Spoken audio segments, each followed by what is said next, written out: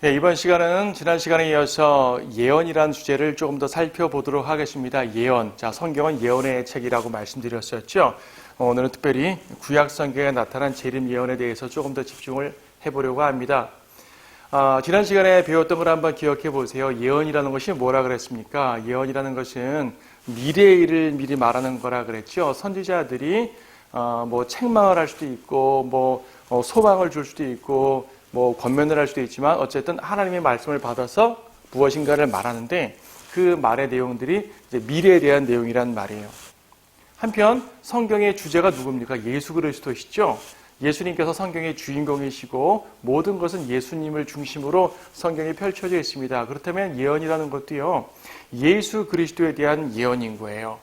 자, 예수님에 대한 예언이라 말하게 되면 초림과 재림이 있습니다. 그렇죠? 그래서 초림에 대한 예언, 재림에 대한 예언, 이런 것들이 성경에는 상당히 많이 있죠. 하지만 언뜻 생각할 때, 그래, 구약 성경은 초림에 대해서 예언을 주로 하시고, 또 신약 성경은 이미 초림이 있었으니까 재림에 대해 예언하는구나 라고 생각할 수가 있지 않겠습니까? 하지만 우리는 성경을 통해 보겠지만요, 구약 성경에 재림에 대한 내용이 상당히 많이 예언되어 있는 것을 발견하게 됩니다. 이상하잖아요. 아직 초림도 오지 않았는데 재림을 먼저 예언해요. 물론 초림에 대한 예언이 없는 건 아닙니다. 구약 성경에 많은 내용들이 초림에 대한 예언들이 있고요. 그 초림에 대한 예언들은 문자 그대로 정확하게 성취가 되었습니다. 재림에 대한 내용들도 예언이 되어 있는 것을 성취가 되겠지요. 자, 그럼 구약 성경이 왜 재림을 말하는 것인지 한번 몇몇 구절들을 통해서 살펴보려고 합니다. 여러분, 이사야서 9장 말씀을 잠깐 보시겠어요? 이사야 9장 6절 7절 말씀인데요. 이런 말씀이 있습니다. 이는 우리에게 한 아이가 태어났고 우리에게 한 아들이 주어졌음이니 정부가 그의 어깨 위에 있을 것이요 그의 이름은 경이로운 분이라 상담자라 능하신 하나님이라 영원하신 아버지라 화평의 통치자라 불리리라.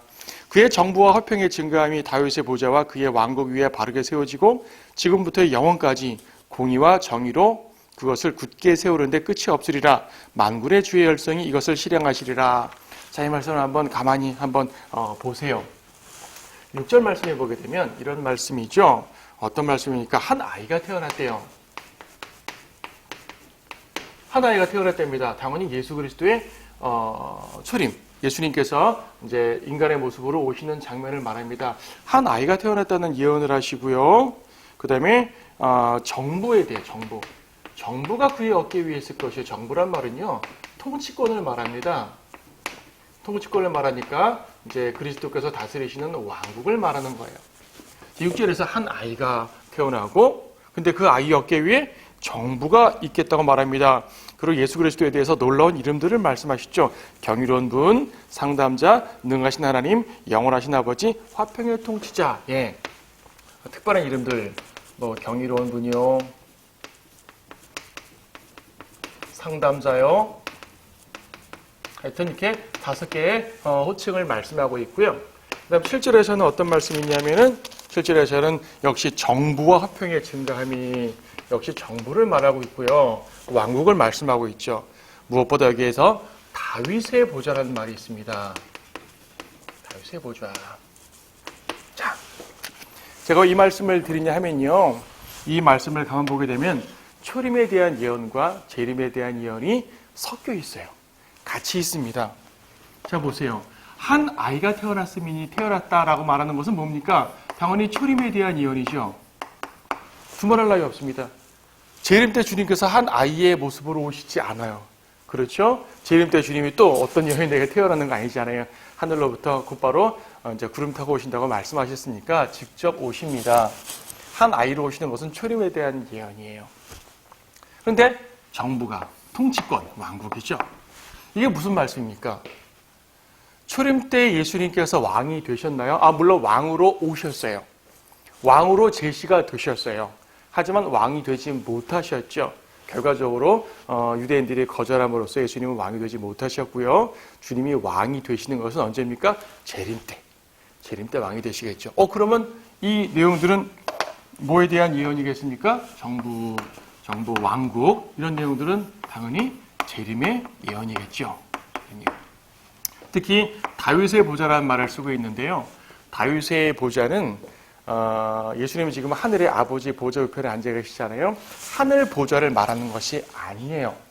다윗의 보좌는 이제 사무엘하 7장에서 예언되어 있는데 사마 7장 12절 16절 같은 데 보게 되면 예언되어 있는데 다윗에게 내 보좌가 영원히 서리라 라는 말씀을 하십니다. 다윗의 왕국이 영원히 선다고 말씀하십니다. 이것은 주님께서 이 땅을 화평하게 통치하시는 세상의 왕이 되시는 그런 장면을 말합니다. 특히 이스라엘의 예루살렘의 보좌에 앉아서 온 땅을 다스리시는 그 영광스러운 왕의 모습이에요. 그러니까 이런 내용들은 다 재림의 모습이죠. 물론 이제 예수님의 특별한 이름들을 말하는 것은 초림과 재림과 관계없이 그분 자체의 특별한 이름들이니까 초림에도 적용할 수 있고 재림에도 적용할 수 있고 하여튼 그분 자신을 말하는 거예요. 자, 중요한 것은 예언적으로 말할 때 초림에 대한 예언과 재림에 대한 예언이 섞여 있다. 왜 이 말씀을 드리냐면요. 구약 성경에서 재림에 대한 예언들을 이제 인정하지 않는 분들이 있습니다. 말하자면 이렇게 보는 거죠. 한 아이가 태어났다는 말을 보니 초림에 대한 예언이 분명하잖아요. 초림에 대한 예언이 분명하니까 나머지 모두 초림으로 적용해 버리는 거예요. 초림에 대한 예언? 그러면 이것도 초림 아니냐?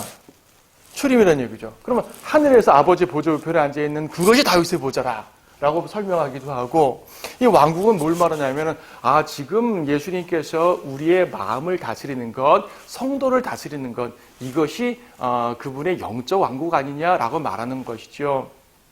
여러분 어떻게 생각하세요? 그럴 수도 있죠. 주님께서 분명히 우리의 마음을 다스리시고요. 성도들을 다스리시고요. 그분의 교회를 다스리시고요. 당연히 그분께서는 지금 영적으로 우리 그분의 백성들을 통치하고 계십니다. 하지만 그것은 영적인 통치죠. 영적인 왕국이에요. 하지만 다윗의 보좌는 뭐라 그랬어요? 물리적인 보좌예요. 실제적인 보좌예요. 예루살렘에 앉아서 온 땅을 평화롭게 통치하시는 그런 보좌입니다. 재림에 관한 내용이거든요. 자, 이렇게 초림에 대한 내용과 재림에 대한 내용이 한꺼번에 등장하는 내용들이 성경에 꽤 많고요. 그리고 재림에 대한 예언만 단독적으로 나와 있는 예언들도 물론 상당히 많아요. 구약 성경은 이처럼 메시아 왕국에 대한 내용이 꽤 많이 예언되어 있습니다. 이것은 이제 클라렌스 라키는 세대적 진리라는 책을 쓴 클라렌스 라키는 특별한 용어를 통해 설명하죠. 예언의 산봉우리 이라는 특별한 용어를 사용합니다. 이게 무슨 말인고 하니 이런 겁니다. 여러분 산에 가보시게 되면 첩첩산중, 그러니까 동네에 있는 조그만 산 말고요, 뭐 이렇게 지리산이라든지 뭐 설악산 혹은 산이 많은 지역들, 첩첩산중 있는 지역들 가보게 되면 봉우리들이 꽤 많이 있습니다. 봉우리들이 꽤 많아서 어떤 걸 보게 되면 한 산에 여러 개의 봉우리가 있는 것 같은데 사실은 전혀 다른 산인 경우가 있어요. 이런 거죠, 여러분. 산이 이렇게 한 산에 여러 봉우리들이 있습니다. 그리고 한참 떨어져서 또 산들이 있습니다. 어떤 사람이 이것을 다 봅니다. 보게 되면은 어떻습니까? 이렇게 쭉 보는 거죠.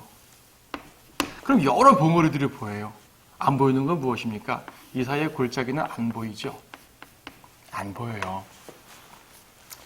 산이 두 개가 있는데 멀리서 보니까 그냥 한 산에 두 봉우리 같아요. 근데 가까이 가서 보니까 이건 서로 다른 산이에요. 엄청 커다란 간격이 있죠. 무슨 말인고 하니 이것을 초림과 재림에 적용해 봅시다. 자, 초림의 예언들이고요. 재림의 예언들이에요. 구약 선지자들은 초림에 대한 예언들을 많이 했습니다. 그리고 재림에 대한 예언들을 많이 했어요. 교회에 대한 예언은 못했죠. 왜냐하면 교회는 감추어졌기 때문입니다.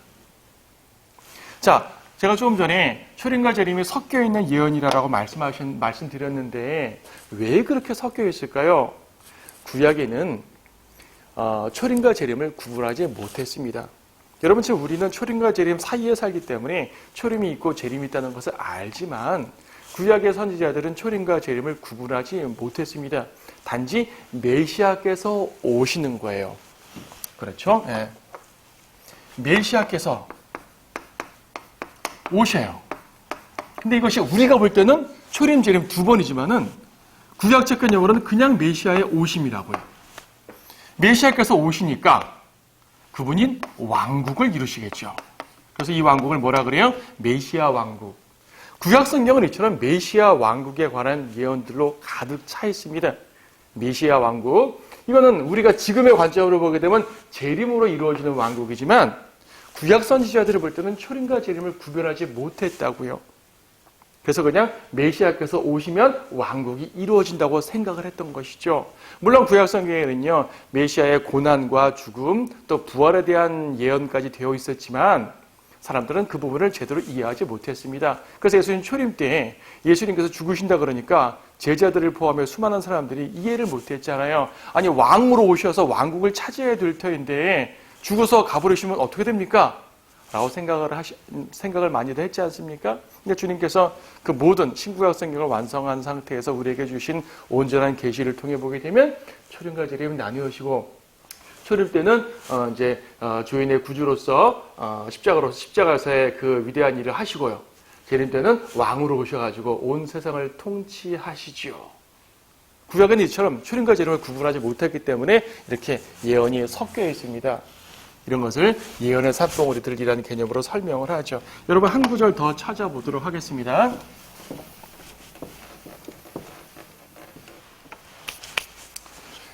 여러분, 이사야를 보고 있으니까 이사야를 하나 더 보도록 하죠. 이사야 61장 말씀 보세요. 이사야 61장 말씀. 이사야 61장 보시게 되면 이것도 역시 예수님께서 오셔서 어떤 일을 하는가 하는 예언인데 이렇게 되어 있습니다. 이사야 61장 1절 2절. 주 하나님의 영이 내게 임하셨으니 이는 주께서 내게 기름을 부으사 온유한 자에게 기쁜 소식들을 전파하게 하셨습니다. 그가 나를 보내심은 마음이 상한 사람들을 싸매고 포로된 자에게 자유를, 갇힌 자에게 감옥이 열림을 선포하며 주의 기뻐 받으시는 해를 선포하고 우리 하나님의 복수의 날을 선포하며 모든 슬픈 자를 위로하고 하면서 쭉 3절까지도 연결되어 있네요. 자, 이 말씀을 또 간단하게 분석해 보도록 합니다. 61장 1절에 보게 되면 어떤 말씀이 있죠? 예, 하나님의 영이 임하셨어요. 하나님의 영이 임하셨습니다. 그리고 기름 부으셨습니다. 그렇죠. 기름 부으셨어요. 그리고 이어지는 내용들을 보니까 온유한 자에게 기쁜 소식들을 전하네요. 기쁜 소식, 복음이죠. 기쁜 소식. 이것이 이제 주님께서 오셔서 행하실 일들이죠. 또 어떤 것들이 있습니까? 상한 자들을 싸매고요. 상한 자들 위로죠. 상한 자들 싸매시고 또 포로에게 자유를 주시고, 그렇죠. 갇힌 자에게 감옥이 열린다. 해방, 그렇죠. 자유와 해방 같은 말이겠지만 이런 내용들이 쭉 있습니다. 2절에서는 어떤 말씀이 있습니까? 2절에서는 주의 기뻐 받으시는 해. 기뻐 받으시는 해라는 것은요, 말하자면 은혜의 해라는 말이기도 합니다. 주님께서 은혜를 베푸시는 날이죠. 말하자면 이제 우리의 구원의 날들이라고 생각하시면 되겠어요. 주님께서 우리에게 구원을 전파하시는 것이죠. 그리고 복수의 날을 선포한다는 말이 있고요. 복수의 날을 선포하시고, 그 다음에 위로한다는 말씀도 있고, 이어지는 3절까지 쭉 이어지는 내용들이 있습니다. 이 모든 것들이 주님께서 오시면 이루어질 일들이에요. 예수 그리스도에 대해서 이사야가 예언한 내용이죠.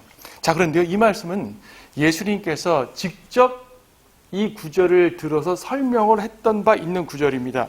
여러분, 누가복음 말씀을 잠깐 보세요. 누가복음 4장 말씀 보시게 되면 예수님께서 사역 초기에 나사렛 회당에 가서 성경을 읽으시면서 이 말씀을 말씀하신 바가 있습니다. 누가복음 4장 18절 말씀, 주의 영이 내게 임하시니 이는 가난한 자들에게 복음을 전하게 하시려고 내게 기름을 부으심이라.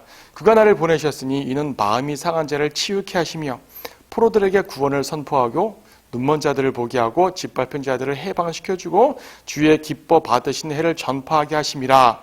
고 하시고 책을 덮으신 후, 책을 덮으셨어요. 그리고 21절에서 이 성경이 오늘날 너희 귀에 이루어졌느니라 라고 말씀하셨습니다. 자, 이사야 그 누가복음의 기록을 보게 되면 이제 그 설명의 묘사가 단어 같은 거 약간씩 좀 바뀌긴 하지만은 기본적으로 같은 말씀을 인용하셨잖아요. 인용을 약간 바꾸기도 하셨지만 잘 보시면은 예수님께서 어디까지 인용하셨습니까? 주의 기뻐 받으시는 해까지 인용을 하셨어요. 여기까지 인용을 하시고 책을 덮으신 다음에 이 성경이 오늘날 너희 귀에 이루어졌다고 말씀하십니다. 그럼 무슨 말이에요? 예수님께서는 여기까지만 인용하시고 이 말씀이 이루어졌다 라고 말씀하셨죠. 왜 여기서 덮으셨을까요? 이 말씀은 아직 이루어진 것이 아니기 때문이죠. 특히 복수의 날, 여러분 예수님께서 십자가에서 누구에게 복수하셨다는 말씀 들어본 적 있으세요? 없잖아요. 십자가 이전에라도 예수님께서 반대하는 누군가에게 복수하신다는 말씀, 그리고 예수님이 죽고 부활하신 이후에 원수들에게 복수하시고 그런 거 있었습니까? 없죠. 예수님께서 십자가의 그 고통 속에서도 저들을 용서해달라고 말씀하신 분입니다. 복수는요, 초림에 해당되질 않아요.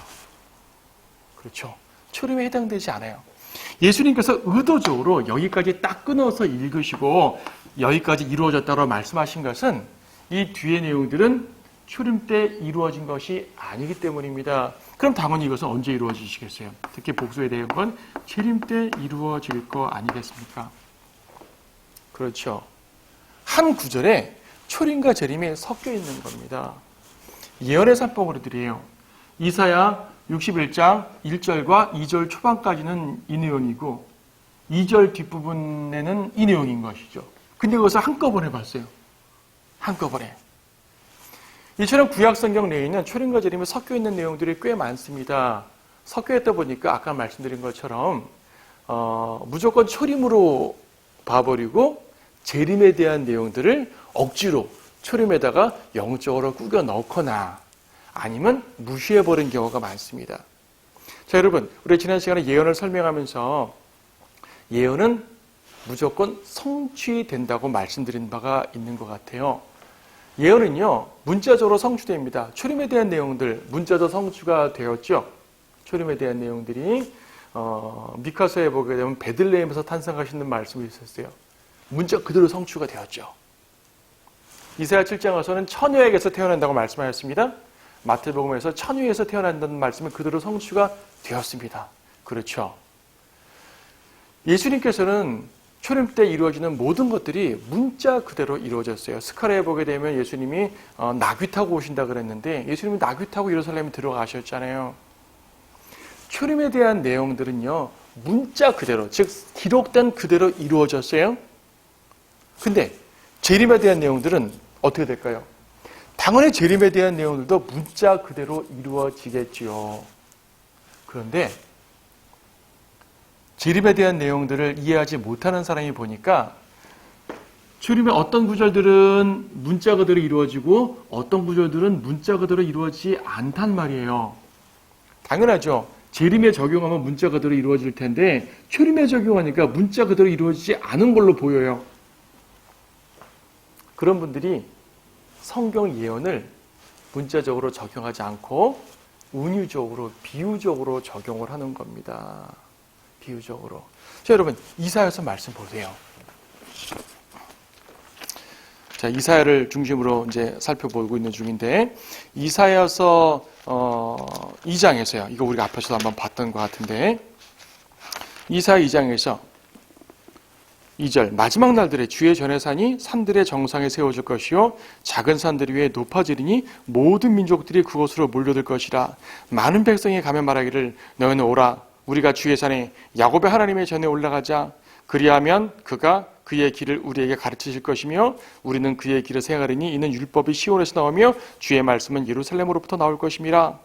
주의 말씀은 예루살렘으로부터 나올 것이며 라고 말하니까 예수님께서 초림 때 예루살렘에서 복음을 전한 걸 말하는가 보다 라고 생각을 하지요. 그러니까 이것을 초림에 적용해 버리는 거예요. 이걸 초림에 적용하니까 나머지 구절들도 초림에 적용합니다. 근데 이어지는 4절을 보세요. 그가 모든 민족들 가운데서 심판하시며 많은 백성을 책망하시리니 그들이 자기 칼들을 두들겨서 보습을 만들며 자기 창들을 두들겨서 낫을 만들 것이요 민족이 민족을 대적하여 칼을 들어올리지 아니할 것이며 그들이 더 이상 전쟁을 배우지 아니하리라. 이 말씀을 여러분 보시면 무슨 말씀입니까? 성경을 제대로 모르는 사람들도요, 이 구절을 보게 되면 전쟁이 없단 말이네? 라고 이해를 하죠. 예, 맞아요. 전쟁이 없습니다. 4절은 100% 재림에 관한 예언이에요. 책망하신다는 말씀은요, 민족들을 책망하신다는, 심판하신다는 말씀은 주님의 재림하셔가지고 믿지 않는 민족들, 이방인들을 다 멸망시킨다는 말씀이고 심판하신다는 말씀이고요. 악인들을 심판하신 다음에 주님께서 직접 통치하시니까 전쟁이 없죠. 온 세상이 우리 주님을 믿는데, 온 세상이 우리 주님의 나라가 되는데 왜 전쟁을 하겠습니까? 전쟁이 없는 거예요. 재림에 대한 문자적인 예언입니다.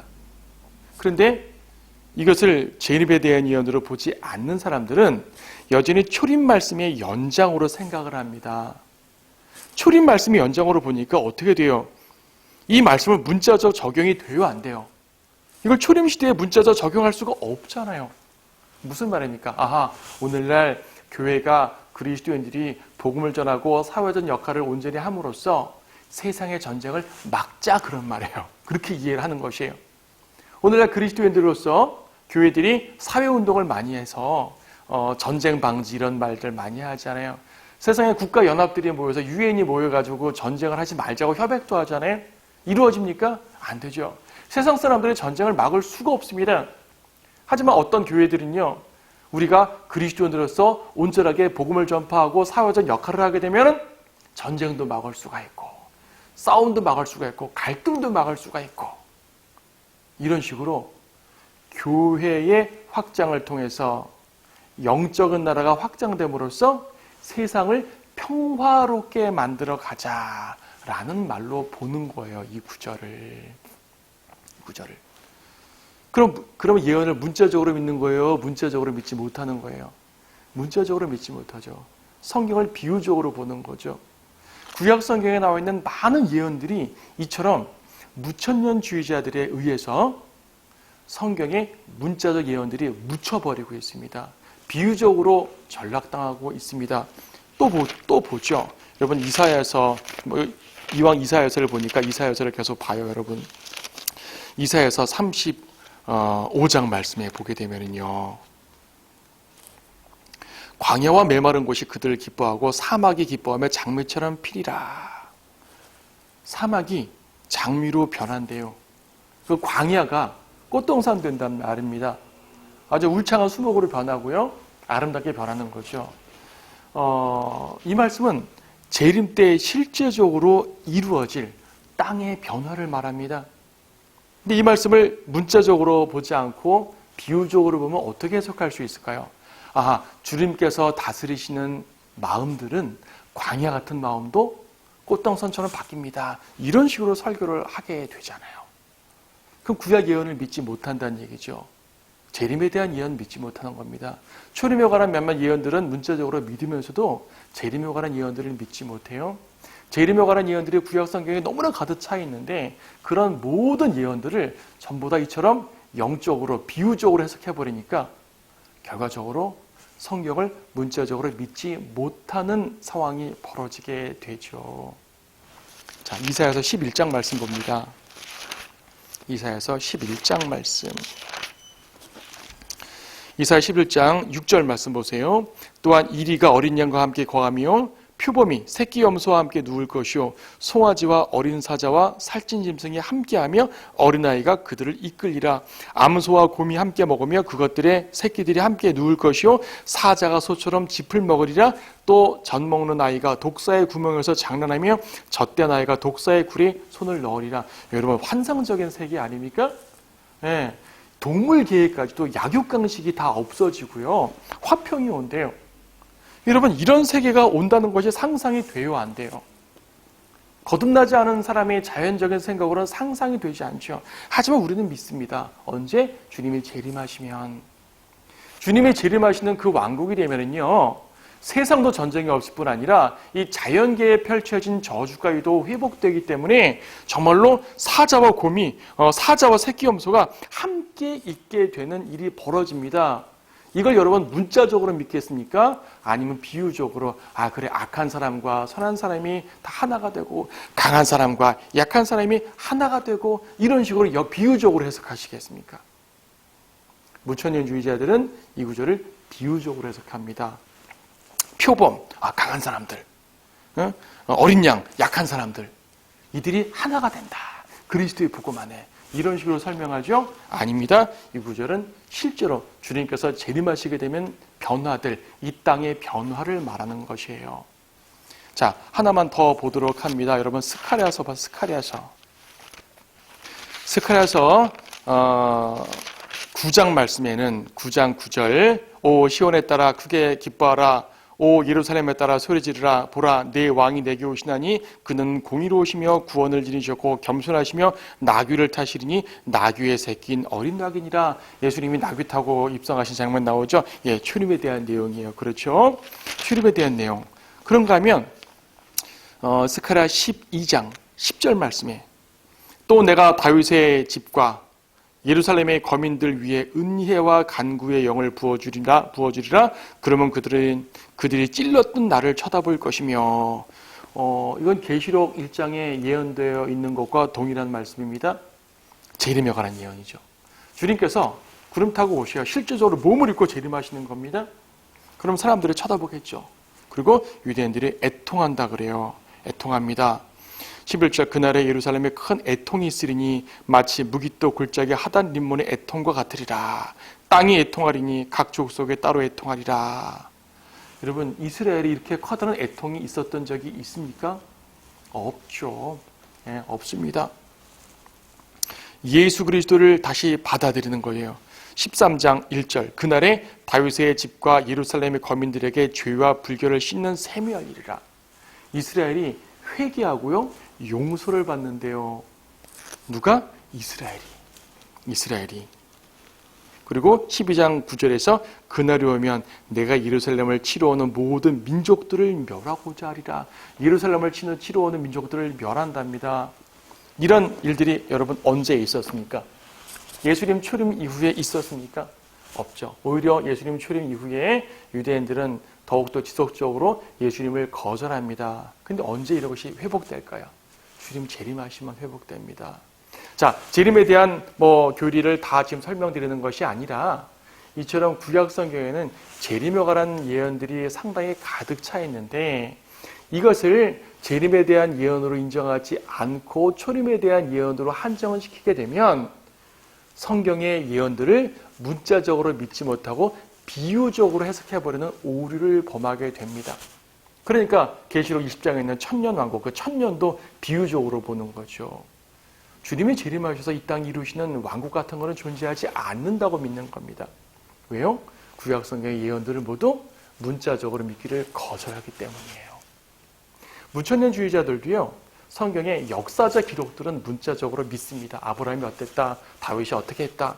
예, 역사적 기록들은 문자적으로 믿지만 예언들에 있어서 문자적으로 믿질 않아요. 우리는 예언들을 문자적으로 믿는 사람들입니다. 그래서 우리는 주님의 재림을 더 사모하고 고대하죠. 이 세상이 악할수록 주님께서 오시게 되면 회복된다는 그런 믿음이 있습니다. 이런 사실을 믿지 못하는 사람들은 주님이 오셔야 회복된다는 걸 믿지 못하기 때문에 우리의 노력으로 세상을 회복시키려고, 우리의 노력으로 세상을 아름답게 만들려고 꽤 노력을 하는데 그런 모든 노력들은 헛된 노력일 뿐이에요. 우리 주님께서 오시면 됩니다. 우리는 그날을 소망하면 되는 것이고요. 그 소망하는 가운데 한 사람이라도 더 구원받을 수 있도록 복음을 전하는 것이 우리의 임무입니다. 성경 예언을 공부할수록요, 단순하게 미래에 어떤 일이 벌어진다더라 괜히 지식만 늘리는 것이 아니라 더욱더 주님의 재림을 사모하고요, 우리를 구원하신 주님, 우리의 신랑 되신 예수 그리스도를 소망할 수 있는 그런 믿음이 생기게 되지요. 이런 의미에서 예언을 공부하는 것은 매우 중요하다고 생각됩니다. 자, 오늘 여기까지 하시고요. 다음 시간에 또 다른 주제로 찾아뵙도록 하겠습니다.